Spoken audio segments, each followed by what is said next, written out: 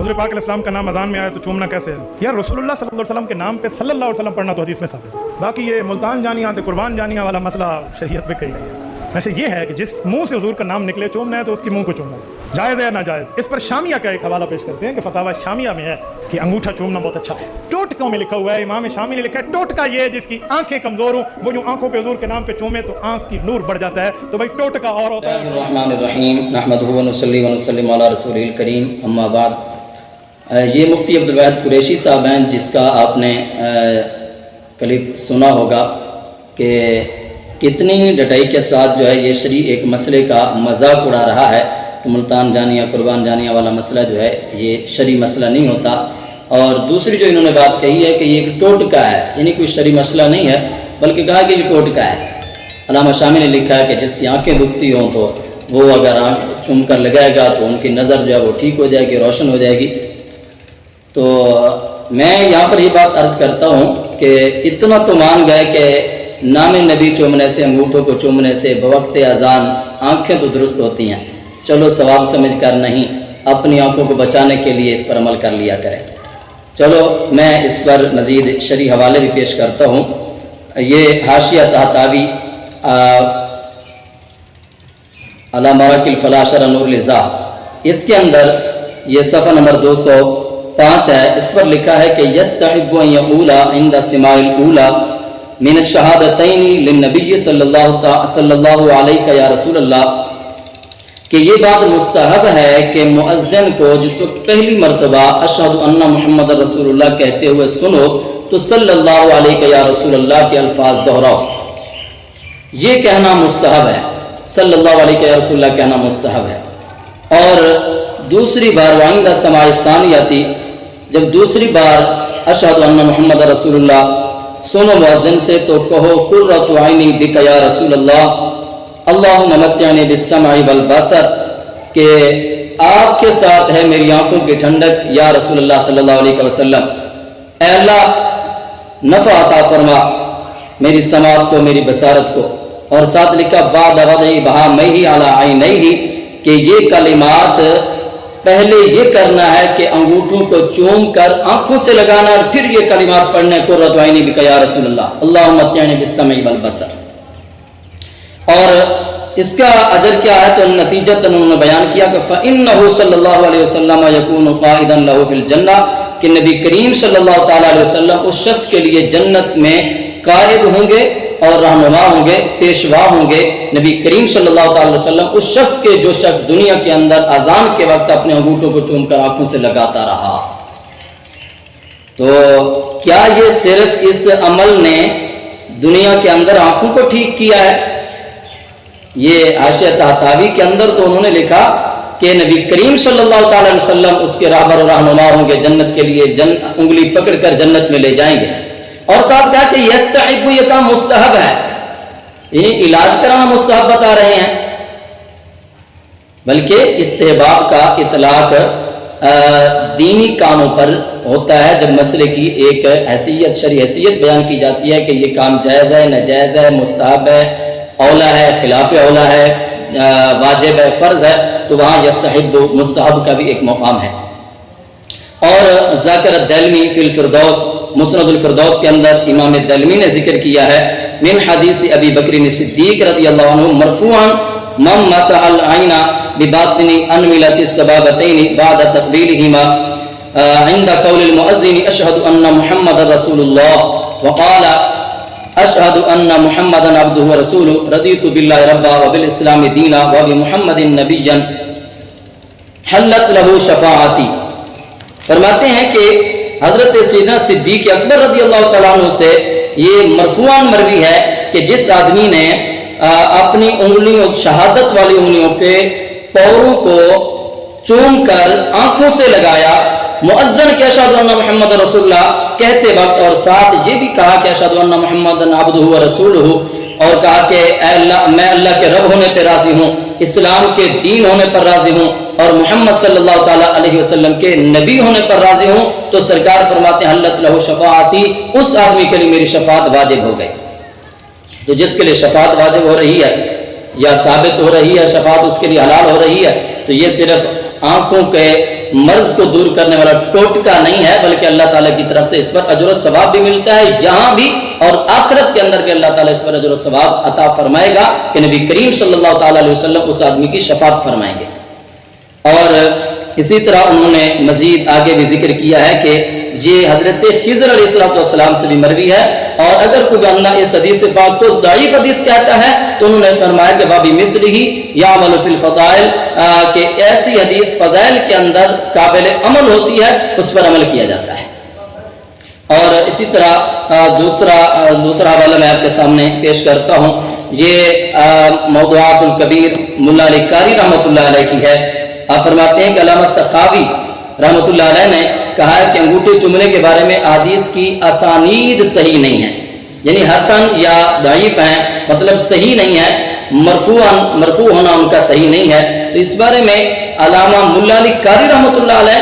اپنا اس پر کمنٹ دیتے ہوئے، اپنا پیغام دیتے ہوئے اس پر فرماتے قلت وَإِذَا ثَبَتَ عَلَى الصِّدِّيقِ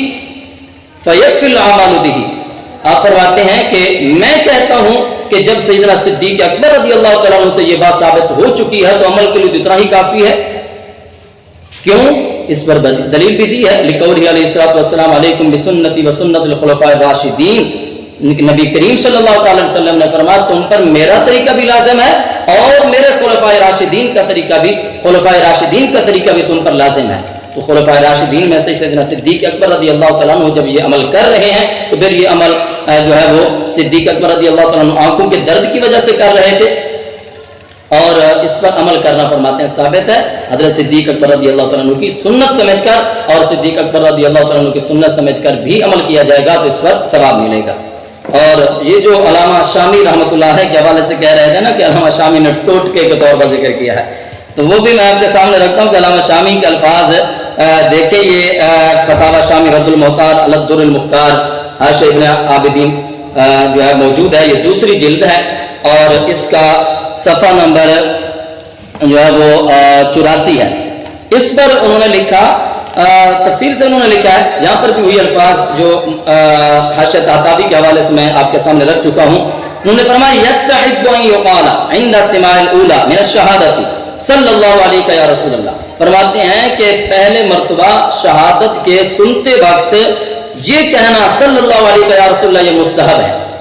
اور وعند الثانیۃ فرمایا کہ دوسری مرتبہ اس سے قرۃ عینی بک یا رسول اللہ یہ الفاظ کہے جائیں کہ میری آنکھوں کی ٹھنڈک آپ سے ہے اللہ کے رسول، اور ساتھ کہے اللہم متعنی بالسمع والبصر بعد وضع ظفر الابہامین علی العینین فإنہ صلی اللہ تعالی علیہ وسلم یکون قائدا لہ الی الجنہ، کہ نبی کریم صلی اللہ تعالی علیہ وسلم کے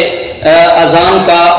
جس وقت اذان کے وقت آپ کا نام لیا جائے تو پہلی مرتبہ صلی اللہ علیہ رسول اللہ کہنا چاہیے، اور دوسری مرتبہ جو ہے یہ الفاظ کہنے چاہیے، لیکن پہلے انگوٹھے چوم کر آنکھوں سے لگائیں اور پھر یہ کلمات کہیں قرۃ عینی بک یا رسول اللہ اللہم متعنی بالسمع والبصر۔ اور اس کا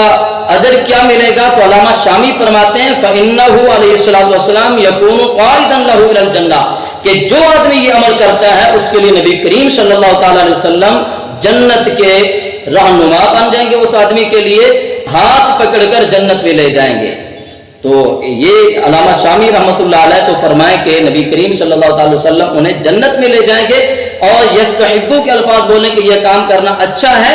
اور حضرت کہیں کہ علامہ شامی نے لکھا کہ یہ ٹوٹکا ہے۔ وہ ٹوٹکا کہاں لکھا ہے آپ بتائیں، آپ وہ عبارت پیش کریں کہ جہاں علامہ شامی نے لکھا ہو کہ یہ صرف ٹوٹکا ہے، اس پر ثواب نہیں ملتا، یہ ثابت کر کے دکھائیں۔ جبکہ وہ تو اتنا بڑا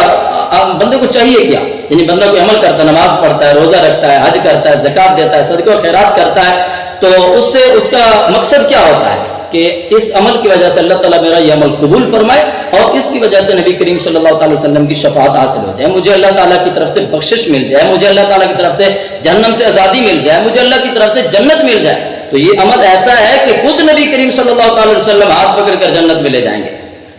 اور اسی طرح مزید آگے بھی انہوں نے لکھا ہے کہ یہ بات کہ کتاب الفردوس کے حوالے سے انہوں نے لکھا کہ من قبل ظفر ابہامہ عند سماع اشہد ان محمد رسول اللہ اشہد ان محمد رسول اللہ فی الاذان انا قائد ومدخلہ فی صفوف الجنہ۔ آپ فرماتے ہیں کہ مسند الفردوس کے اندر یہ عبارت اس طرح ہے کہ جس آدمی نے اپنے انگوٹھوں کے ناخنوں کو نبی کریم صلی اللہ تعالی علیہ وسلم کے نام کے سننے کے وقت اذان میں آنکھوں سے لگایا تو سرکار علیہ الصلوۃ والسلام قیامت والے دن اس کے قائد اور رہنما بھی ہوں گے، اور وَمُدْخِلُهُ فِي صُفُفِ الْجَنَّةِ، نبی کریم صلی اللہ تعالی علیہ وسلم خود اس کو جنتیوں کی صفوں کے اندر داخل فرما دیں گے۔ تو یہ ہے وہ جو علامہ شامی رحمۃ اللہ علیہ نے ذکر کیا ہے۔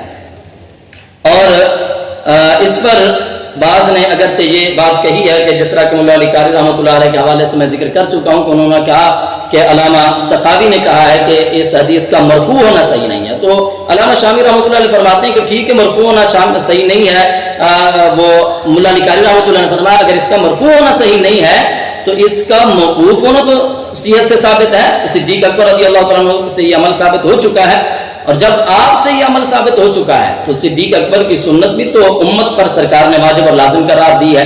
تو علامہ شامی رحمۃ اللہ علیہ کا نظریہ اس پر استحباب کا ہے، نہ کہ کوئی اور ہے، بلکہ ان کے یہ اپنی کتابوں کو بھی نہیں پڑھتے ہیں، ان کی اپنی کتاب میں یہ لکھا ہوا ہے، یہ فتاوی دارالعلوم دیوبند ہے، آپ کے سامنے یہ اسکرین پر آپ دیکھ سکتے ہیں، پہلی جلد ہے اور صفحہ نمبر 83 ہے، کتاب الصلاۃ ہے، اس میں یہ سوال پوچھا گیا ہے، میں وہ سوال اور جواب آپ کے سامنے پیش کر دیتا ہوں۔ سوال یہ ہوا کہ اذان میں بوقت شہادتین انگوٹھوں کو بوسہ دینا کیسا ہے؟ جو شخص اس سے منع کرے اس کی ابتدا نماز میں جائز ہے یا نہیں، اور جو انگوٹھوں کو بوسہ نہ دے وہ گنہگار ہے یا نہیں، اگر بوسہ دینا مستحب یا سنت ہے تو اس کی دلیل کیا ہے؟ یہ سوال۔ اب جواب میں کیا ہے؟ ان کے مولانا صاحب وہ جواب لکھتے ہیں فتاوی دارالعلوم دیوبند میں، استحباب تقبیل ابہامین کی دلیل شامی کی یہ عبارت ہے، وہ کہتے ہیں اس کے مستحب ہونے کی دلیل شامی کی ہی عبارت ہے، اور وہی بیان ہی سیم وہی عبارت انہوں نے نقل کی ہے، یہ سکرین پر آپ کو نظر آ رہی ہے اور اس کو دیکھ لینا۔ اور اس کے بعد انہوں نے یہ لکھا ہے کہ آخر عبارت شامی سے یہ بھی واضح ہوا کہ کوئی مرفوع صحیح حدیث اس بارے میں نہیں ہے، یعنی کہ حدیث کا مرفوع ہونا صحیح سے ثابت نہیں ہے۔ غایت یہ کہ ضعیف حدیث پر بھی فضائل اعمال میں عمل کرنا درست ہے، یعنی کہ وہ کہتے ہیں کہ اس حدیث کا صحیح ہونا تو ثابت نہیں ہے لیکن حدیث کا ضعیف ہونا ثابت ہے، اور ضعیف حدیث پر بھی عمل کرنا فضائل اعمال کے اندر درست ہوتا ہے۔ تو خود ان کے بڑے کہہ رہے ہیں کہ اس پر عمل کرنا درست ہے اور حدیث پر عمل ہے، تو حدیث پر عمل کرنا یہ اس پر ثواب نہیں ملتا ہے کیا؟ یہ محض ٹوٹکا ہوتا ہے، مگر اس کی شرط یہ ہے اس فعل کو مسنون نہ سمجھے۔ تو کون مسنون سمجھتا ہے؟ یہی کہتے ہیں، علامہ شامی بھی کہتے ہیں کہ یہ مستحب ہے، ہمارے علماء بھی کہتے ہیں مستحب ہے، ہم بھی کہتے ہیں کہ یہ مستحب عمل ہے، نہ اس کو فرض سمجھتے ہیں، نہ واجب سمجھتے ہیں، نہ ہی سنت سمجھتے ہیں۔ اور بس کیونکہ بعض عوام کو اس میں غلو ہو گیا اور اس کو سنت سمجھ کر کرتے ہیں۔ کون اس کو سنت سمجھ کر کرتے ہیں؟ کوئی ایک تو بتاؤ کہ جس نے کہا کہ یہ سنت ہے، نہیں مستحب کہتے ہیں۔ ہاں اگر کوئی جاہل کہتا ہے اور اس کو اس مسئلے کا علم نہیں ہے تو جاہلین کا تو مسلک میں اعتبار نہیں ہوتا، اور ترک پر تان و ملامت کرتے ہیں، اس لیے ترک اس کا علماء محققین احوال سمجھتے ہیں، اور وہ شخص گناہگار نہیں، ابتدا اس کی درست ہے فقط۔ یہ انہوں نے جواب لکھا۔ تو ہمارا مقصد یہ ہے اس سے کہ یہ محض جو ٹوٹکا نہیں ہے بلکہ اس کو آپ کے علماء بھی مستحب قرار دے رہے ہیں، آپ کے علماء بھی اس پر فضائل اعمال کے سلسلے میں اس کو حدیث بھی سمجھ رہے ہیں اور اس پر عمل کرنے کو درست قرار دے رہے ہیں۔ تو لہذا آج یہ مسئلہ واضح ہوا کہ انگوٹھے چومنا یہ مستحب ہے، اور اتنے مذاق کے ساتھ ڈٹائی کے ساتھ جو ہے مسئلے کا کسی شریع کا انکار نہیں کرنا چاہیے۔ اللہ تعالیٰ عمل کی توفیق عظیم عطا فرمائے۔